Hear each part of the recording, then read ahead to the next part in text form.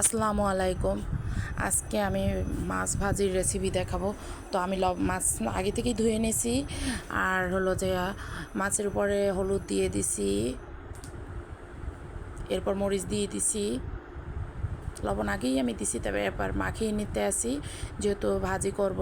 তৈল গরম হয়ে তৈল ফ্রাই প্যানে গরম দিয়ে দিছি। তো আমি এখন মাছটা সম্পূর্ণ মাখিয়ে নিতে আসি হলুদ মরিচ দিয়ে লবণে।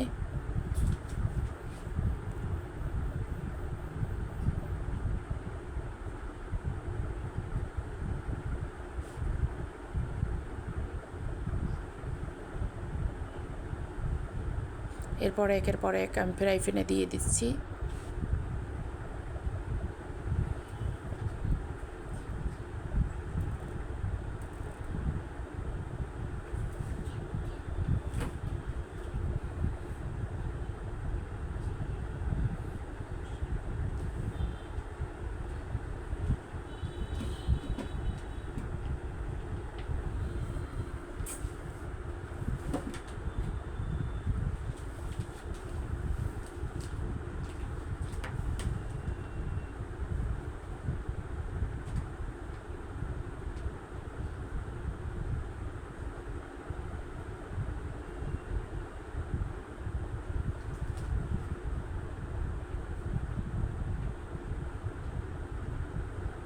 এরপর আমি একের পর এক অপর পিঠ হয়ে গেছে।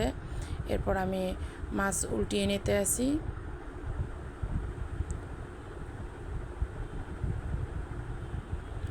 আসলে কি, কাঁচা মাছের স্বাদই আলাদা, আর ভাজা মাছের স্বাদ আলাদা।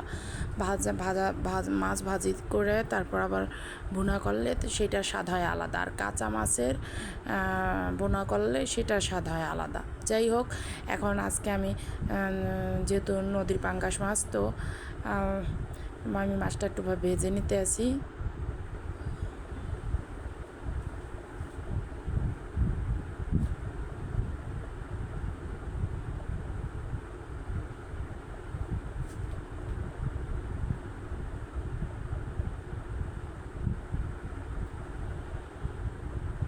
আমার ভাজাটা কেমন হয়েছে অবশ্যই আমাকে কমেন্ট বক্সে জানাবেন, এবং একটা লাইক করতে ভুলবেন না, একটা সাবস্ক্রাইব করতেও ভুলবেন না।